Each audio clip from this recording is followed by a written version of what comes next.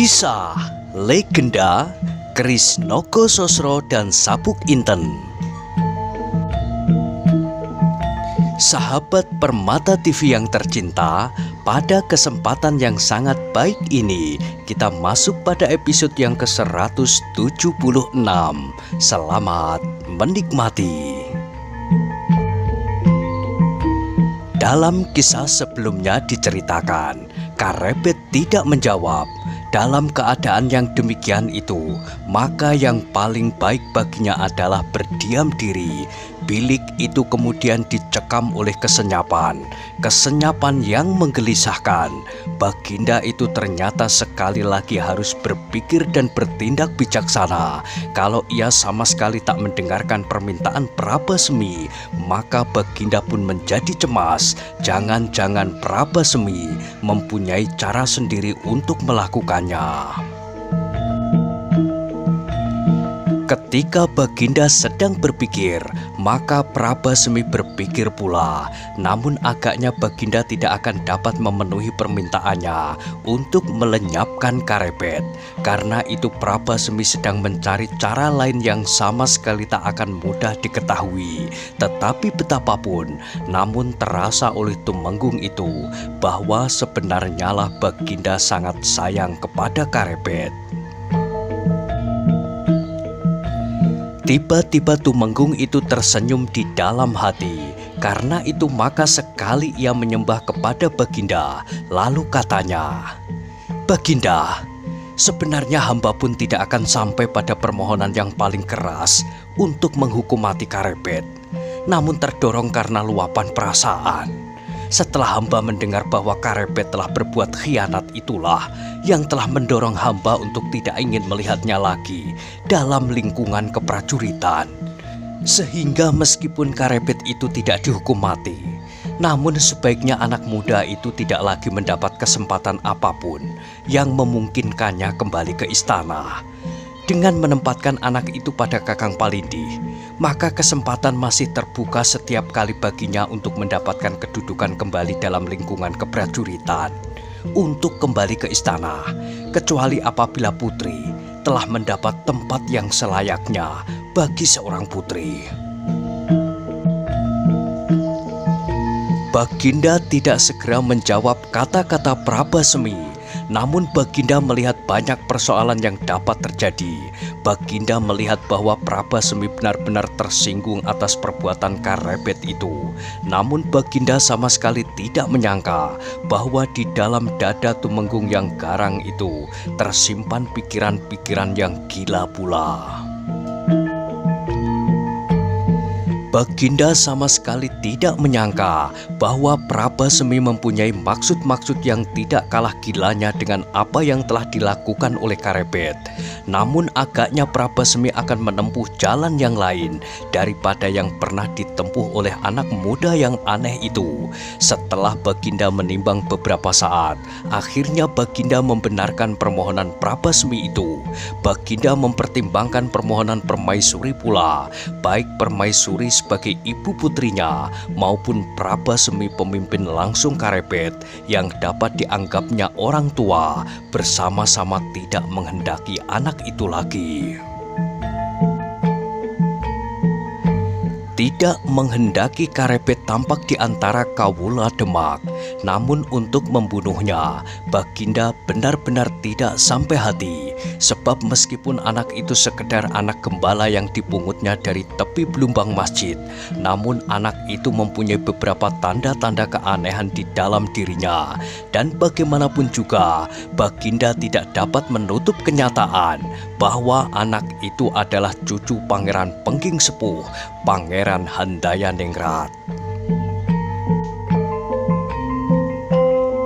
Mudah-mudahan mereka kelak dapat melupakan kesalahan itu, dan mudah-mudahan hukuman ini dapat menyadarkan anak itu. Apabila kelak datang suatu kemungkinan anak itu dapat dicarinya diambilnya kembali dalam lingkungan keprajuritan, sebab sebenarnya Demak memerlukan orang-orang yang memiliki kelebihan daripada orang-orang kebanyakan. Dan benarlah kata-kata Prabasmi bahwa kelak dapat diambil kebijaksanaan lain apabila putrinya telah mendapatkan tempat yang wajar bagi seorang putri raja. Karena itulah, maka akhirnya Baginda berkata, "Karebet, apakah kau setuju dengan pertimbangan-pertimbangan dari pimpinanmu?"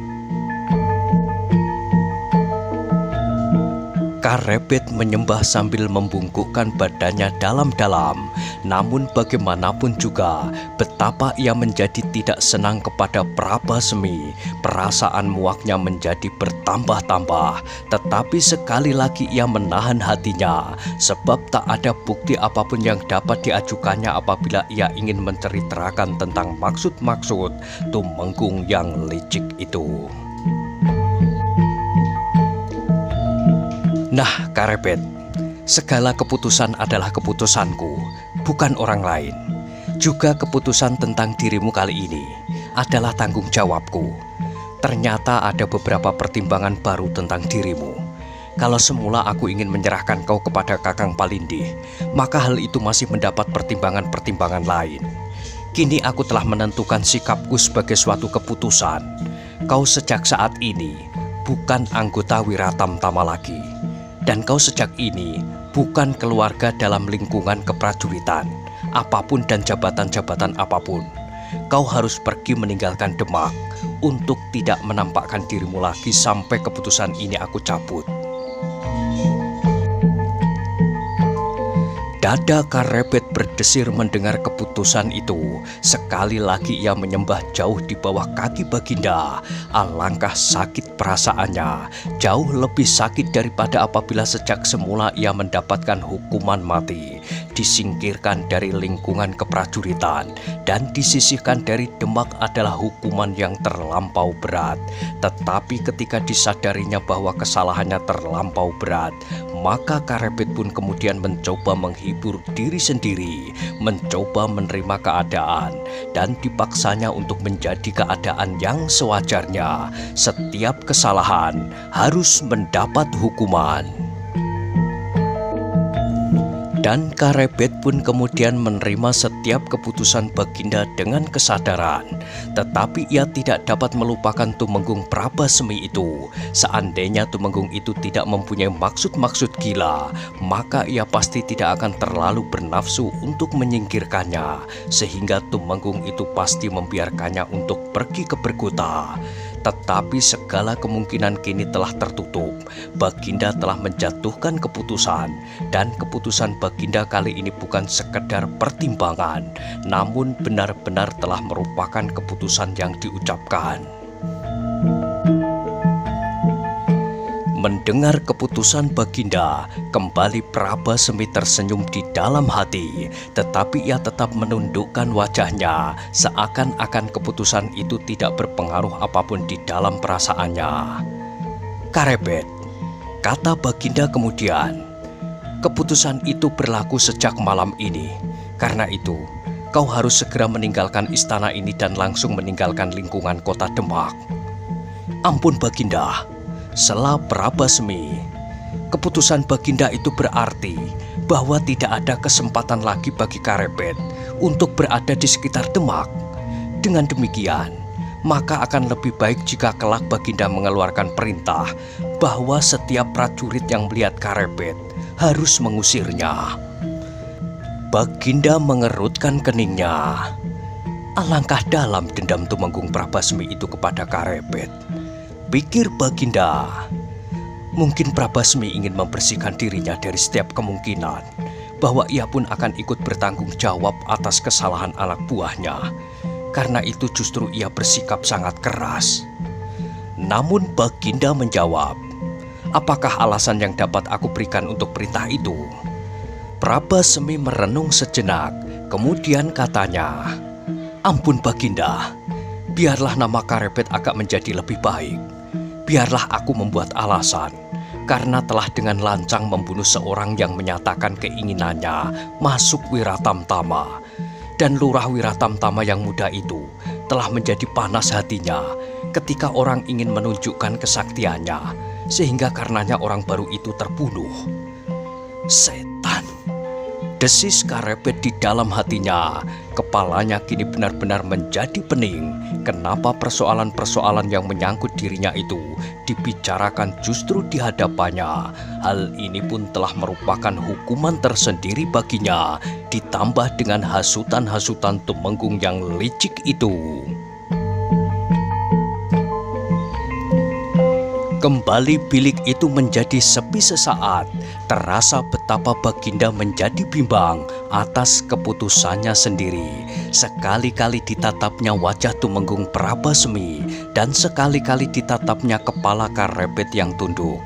Baginda sendiri menjadi heran kenapa ia seakan-akan merasakan sesuatu yang mengetuk-ngetuk hatinya ketika terasa pada Baginda bahwa sebentar lagi anak itu pun akan dijauhkan darinya.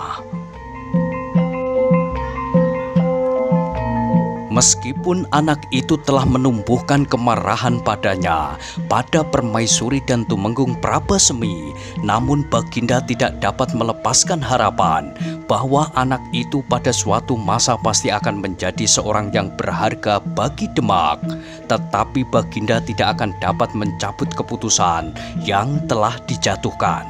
Karena itu, sebelum perasaan Baginda menjadi semakin kalut, maka berkatalah Baginda, "Nah, Karepet, saat ini pula kau harus mulai menjalani hukuman sebelum orang lain mengetahui keadaanmu. Kepadamu aku berpesan, apabila masih ada tanda kesetiaanmu kepadaku, jangan kau katakan apapun yang terjadi kepada siapapun, supaya aku tidak usah berusaha menangkapmu dan memberi hukuman kepadamu yang jauh lebih berat dari hukuman mati." Karepet itu pun menyembah di kaki Baginda dan bahkan kemudian diciuminya kaki itu. Dengan terbata-bata anak muda itu berkata, "Ampun Baginda, tiada titah Baginda yang tidak akan hamba lakukan. Apapun yang akan hamba jalani, apabila itulah keputusan Baginda, maka pasti akan hamba junjung tinggi." Baginda terharu juga melihat anak muda itu, tetapi kembali Baginda menindas perasaannya. Maka kata Baginda, "Baik, aku harap kau tidak ingkar. Sekarang pergilah dari Kasatrian. Tidak saja dari Kasatrian, tetapi dari Demak. Jangan dekati lagi istana ini, sebab besok setiap prajurit akan mendengar bahwa Karepet diusir dari istana, dan setiap prajurit akan mengusirmu pula." Alangkah pedihnya perintah itu, tetapi Karepet harus melakukannya. Karena itu sekali lagi ia menyembah dan berkata, "Titah Baginda akan hamba lakukan, sebab hukuman ini ternyata masih dilimpahi oleh kemurahan hati Baginda." Setelah Karepet itu menyembah sekali lagi, maka mulailah ia bergeser mundur. Namun tiba-tiba Prabasmi berkata, "Ampun Baginda, biarlah hamba mengantarkan anak itu sampai di perbatasan." Baginda mengerutkan keningnya, kemudian katanya, "Jangan seorang pun tahu apa yang telah terjadi." "Tidak Baginda," sahut Prabasmi, "hamba sendiri akan mengantarkannya sampai ke perbatasan malam ini." Baginda tidak segera menjawab.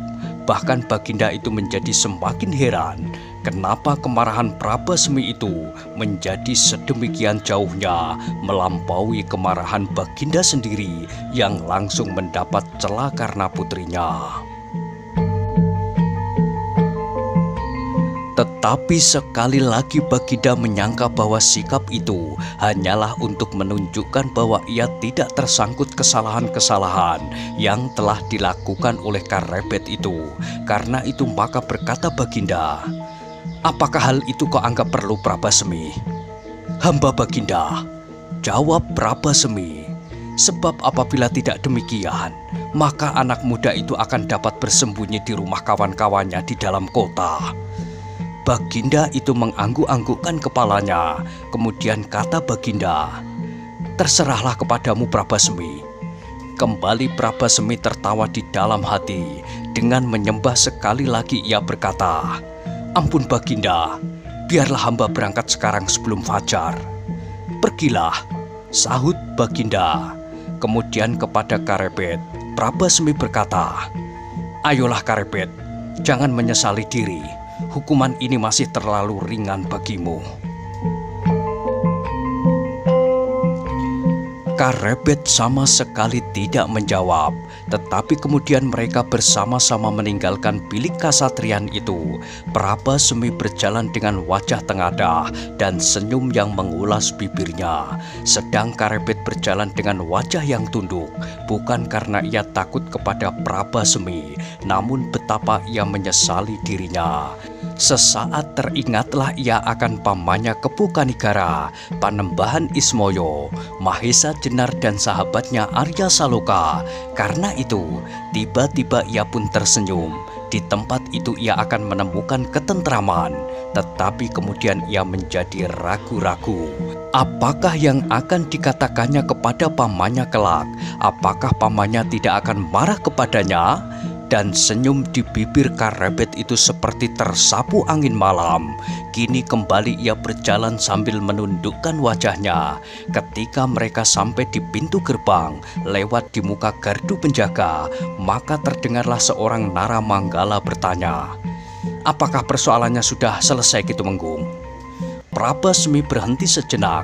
Dengan bangga ia menjawab singkat, sudah. Apakah yang terjadi? Tidak apa-apa, jawab Prabasmi. Namun di luar dugaan Tumenggung itu, Karebet berkata, kaki Baginda terkilir. Prabasmi mengerutkan keningnya dan didengarnya penjaga itu berkata, sudah kau katakan sore tadi, tetapi Baginda itu tidak apa-apa. Baginda berjalan dengan tegap dan cepat. Baginda sudah sembuh setelah aku pijit, sahut Karebet. Memanggil Ki Tumenggung dan bertanya kepadanya, apakah Baginda timpang? Tumenggung Prabasmi pun menjadi heran.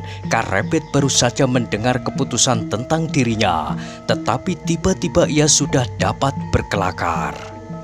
Gila benar anak ini. Namun Prabasmi menjadi tidak senang karenanya. Ia ingin Karebet menjadi bersusah hati. Ia ingin Karebet minta ampun kepadanya dan merengek-rengek seperti orang banci.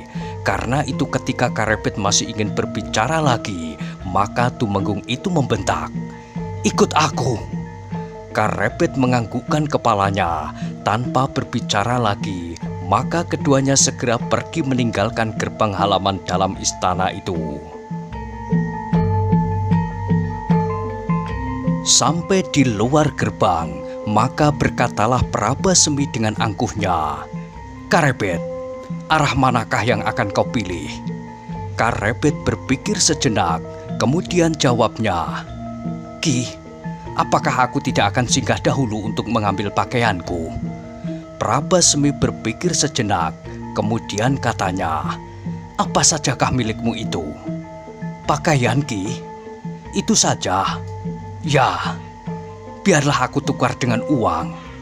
Jangan Ki, pakaian itu adalah pakaian yang aku terima dari almarhum ayahku. Jangan ditukar dengan apapun. Prabasmi yang yakin rencananya akan terjadi itu berkata, baiklah, marilah aku antarkan ke pondokmu. Tetapi jangan berbuat gila, supaya lehermu tidak aku penggal malam ini. Karebet tidak menyahut, tetapi mereka berdua segera berjalan ke pondok Karebet.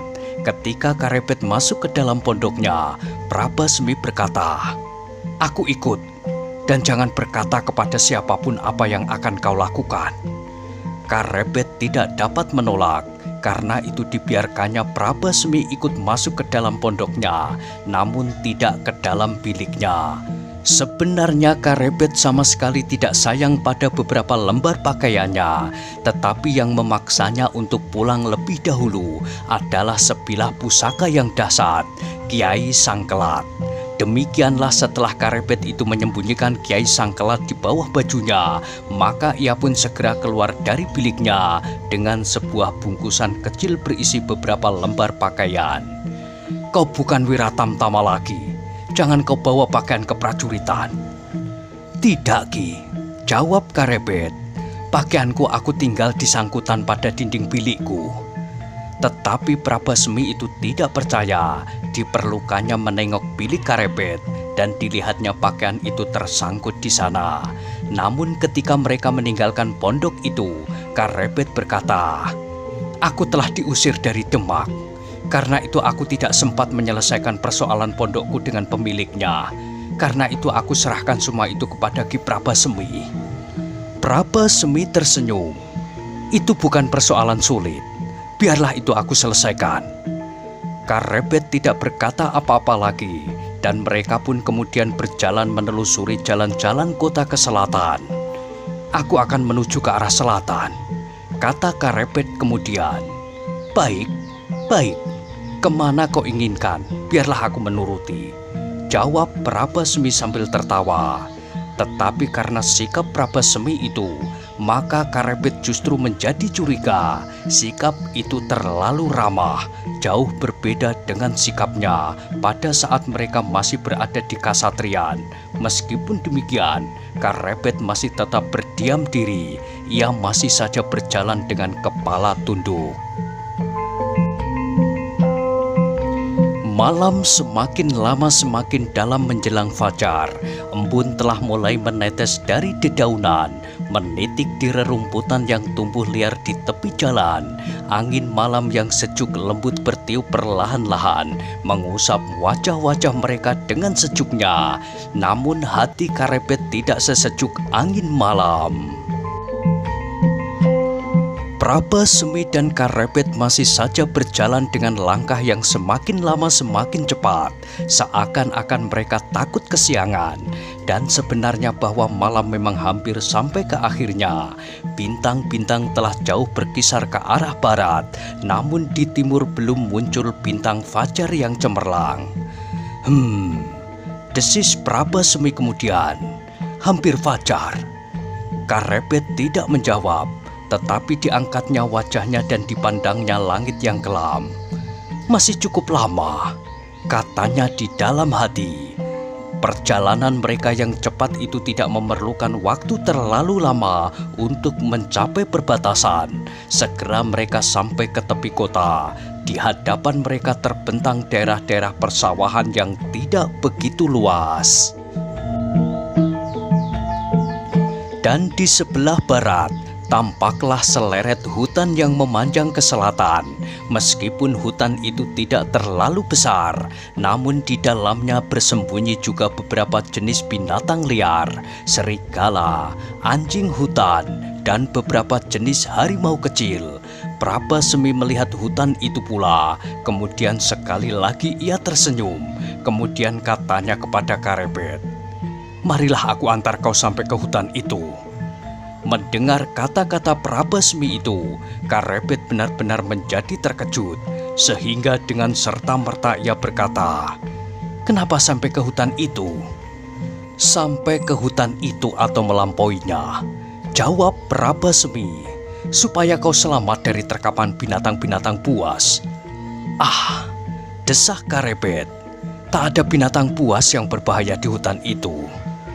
"Biarlah aku mengantarmu untuk yang terakhir kali," sahut Prabasmi sambil tertawa.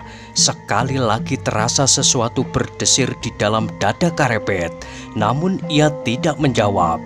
Dibiarkannya Tumenggung Prabasmi itu berjalan di sampingnya. Sesaat kemudian mereka berdua saling berdiam diri.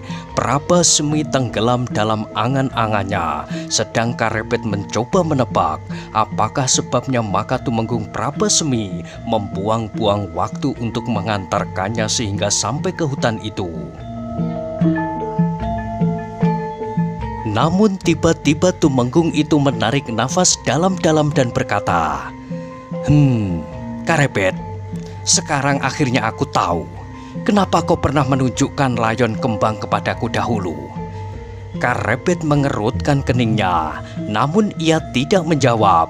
Sementara itu mereka masih berjalan terus menyusuri jalan-jalan kecil di antara sawah yang terbentang, di antara batang-batang padi muda yang tampaknya hijau segar, sesegar udara pagi yang bertiup angin basah dari pegunungan. Beberapa hari aku mencoba memecahkan teka-teki itu, Karebet, kata Prabasemi. Karebet masih berdiam diri. Ternyata kaulah yang telah berhasil lebih duluan daripadaku. Kini Karebet berpaling ketika terpandang wajah Tumenggung itu. Tiba-tiba bangkitlah kembali muaknya, tetapi ia masih berdiam diri. Sebenarnya aku akan mengucapkan selamat kepadamu seandainya kau berhasil mempersunting bunga dari istana itu. Sudahlah Kiai, sahut Karebet dengan nada yang rendah. Tumenggung Prabasemi tertawa. Jawabnya, pahit, memang pahit, bukankah begitu? Seperti hatiku menjadi pahit juga ketika aku melihat layon kembang di tanganmu. Tetapi ketahuilah Karebet, bahwa sebenarnya tidak baru sekarang aku tahu apa yang telah terjadi di Kaputren. Kini Karebet mengangkat wajahnya. Ia terkejut mendengar kata-kata itu, namun dicobanya untuk menyembunyikan perasaan itu. Tumenggung Prabasemi yang menunggu jawaban Karebet itu menjadi heran kenapa Karebet diam saja mendengar pengakuannya itu. Karena itu maka diteruskannya. Aku telah lama mendengar peristiwa yang memuakkan itu terjadi, dan aku sedang menunggu kesempatan untuk berbuat seperti sekarang ini. Dada Karebet pun menjadi berdebar-debar karenanya. Meskipun demikian, ia masih mencoba untuk berdiam diri. Dibiarkannya Tumenggung itu berkata terus. Dan sekarang kesempatan itu datang juga. Kesempatan apa, Tumenggung?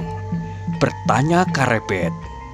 Karebet, berkata Tumenggung itu, sejak aku mengetahui hubungan yang kau lakukan dengan tuanku putri itu, maka sejak itu aku mengalami kepahitan hidup. Seakan-akan aku menjadi putus asa dan kehilangan gairah untuk menjelang masa-masa depanku. Namun aku tidak kehilangan akal. Aku cari cara yang sebaik-baiknya untuk menyingkirkan kau dari daerah istana. Debar di jantung Karebet itu menjadi semakin cepat, tetapi ia berusaha untuk menguasainya sekuat-kuat tenaganya. Dibiarkannya Tumenggung itu mengatakan apa saja yang tersimpan di dalam dadanya, dan Tumenggung itu berkata terus, Karebet, selama ini aku telah berjuang untuk mengalahkanmu. Aku telah berusaha dengan susah payah untuk menebus kepahitan yang pernah aku alami. Dan sekarang, datanglah giliranku untuk menikmati keindahan wajah putri itu. Setelah berbulan-bulan aku hampir menjadi gila karenanya. Karebet menggigit bibirnya. Ia menunggu Tumenggung itu mengatakan apakah yang telah dilakukannya selama ini. Tetapi Tumenggung itu hanya berkata, sekarang kau harus menerima kekalahan itu. Kekalahan mutlak. Karena itu jangan mencoba melawan kehendak Tumenggung Prabasemi. Tumenggung itu berhenti berbicara. Dengan tersenyum-senyum ia menengadahkan wajahnya, sedang Karebet menjadi semakin muak kepadanya. Sementara itu kaki-kaki mereka terayun terus menuju ke hutan yang semakin lama semakin dekat. Malam masih sedemikian gelapnya, dan bintang-bintang masih berhamburan di langit yang pekat. Sekali-kali kelelawar tampak beterbangan merajai langit di malam hari.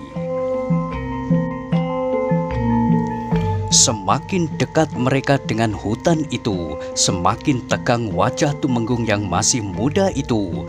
Nafasnya menjadi semakin cepat mengalir dan darahnya seakan-akan menjadi semakin cepat berdenyut. Sehingga demikian mereka sampai di tepi hutan itu. Berkatalah Tumenggung Prabasemi, Karebet, apakah tidak kau ketahui bahwa di dalam hutan ini terdapat beberapa jenis binatang buas? Karebet tidak tahu arah pembicaraan Tumenggung Prabasemi, sehingga ia menjawab, ya Ki Tumenggung, aku tahu. Tetapi Karebet, berkata Tumenggung itu, sebuas-buasnya binatang yang tinggal di dalam hutan ini, bagiku tidak ada yang berbahaya sama sekali. Karebet semakin tidak tahu maksud orang itu, dan yang kemudian didengarnya adalah benar-benar menggelegar di telinganya, seakan-akan memecahkan selaput telinga itu. Berkata Tumenggung Prabasemi, sebuas-buasnya binatang di dalam hutan kecil ini, Karebet. Bagiku kau akan jauh lebih berbahaya lagi daripada mereka itu. Terasa jantung Karebet berdentang keras-keras. Kata-kata itu hampir tak dipercayanya. Namun Tumenggung itu berkata terus, "Bagiku Karebet, meskipun kau telah diusir dari istana dan bahkan dari Demak, namun selagi kau telah diusir dari istana, kesempatanmu untuk kembali ke istana masih selalu terbuka. Nah, ketahuilah bahwa maksudku kali ini adalah melenyapkan kesempatan itu sama sekali. Kau dengar?" Jantung Karebet tiba-tiba terguncang keras sekali. Ia sama sekali tidak menyangka bahwa itulah yang dikehendaki oleh Tumenggung Prabesmi itu. Karena itu maka tubuhnya tiba-tiba menjadi gemetar dan masih didengarnya Tumenggung itu berkata, "Karebet, kau adalah orang satu-satunya yang telah mengetahui rahasia perasaanku di samping seorang emban yang telah aku suap untuk memata-matai putri. Dari emban itu pula, aku mengetahui segala-galanya, dan pasti emban itu pula yang telah melaporkan hubunganmu dengan putri itu kepada Baginda." Kini tubuh Karebet benar-benar menggigil, sedang Tumenggung Prabesmi masih berkata, "Selama kau masih tetap hidup Karebet, maka perubahan keadaan akan memungkinkan kau untuk kembali ke istana dan memungkinkan kau bercerita tentang aku. Karena itu, malang benar nasibmu bahwa aku diperbolehkan mengantarkanmu sampai keluar kota. Agaknya betapa besar dosamu, namun Baginda masih juga sayang kepada nyawamu, sehingga kau masih akan diberi kesempatan untuk pergi ke Bergota. Tetapi dengan demikian Karebet, aku benar-benar tak akan mendapat kesempatan seperti ini. Tetapi sekarang, kau bukan apa-apa lagi. Kalau kau mati di sini dan mayatmu dimakan oleh serigala, maka Baginda tidak akan bertanya tentang aku. Kau dengar?"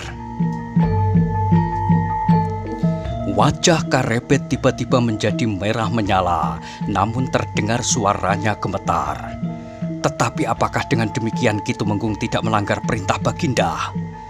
Melanggar atau tidak melanggar, tak seorang pun yang akan mengetahuinya. Tetapi apakah Ki Tumenggung berhak berbuat demikian? Baginda telah memutuskan bahwa aku dibebaskan dari hukuman mati. Aku hanya diusir dari Demak. Kenapa Tumenggung akan berbuat melampaui putusan Baginda? Tumenggung Prabesmi tertawa.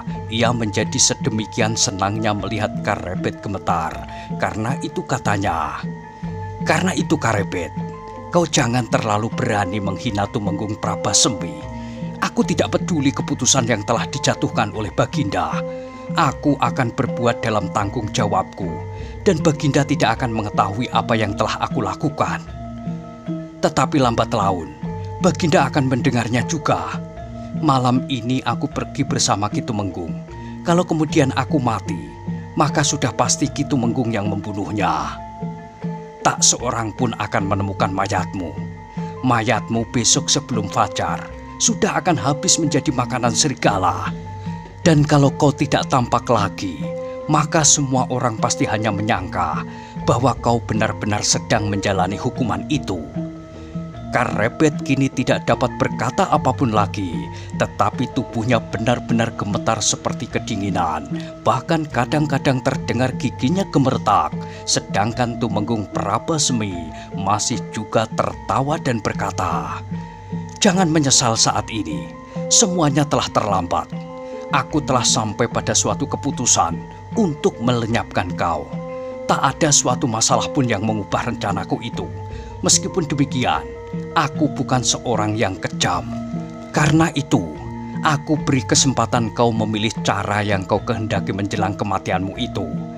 Ketahuilah Karebet, aku akan dapat membunuhmu dengan sekali pukul pada tengkukmu, dadamu atau punggungmu. Nah, sekarang katakanlah, manakah yang harus aku pukul supaya kau..." "Diam!" Tiba-tiba Karebet yang gemetar itu membentak lantang. Tumenggung Prabesmi terkejut sehingga kata-katanya terputus. Kini ia tidak tertawa lagi. ditatapnya tubuh Karepet yang gemetar. Namun ternyata Tumenggung itu salah sangka. Karepet sama sekali tidak gemetar karena ketakutan, tetapi anak muda itu gemetar karena kemarahannya yang telah menjalari seluruh urat darahnya. Sedemikian marahnya anak muda itu sehingga justru mulutnya jadi terbungkam. Nah, bagaimanakah kisah selanjutnya? Silahkan ikuti terus kisah legenda Keris Nogososro dan Sabuk Inten pada episode berikutnya. Sampai jumpa.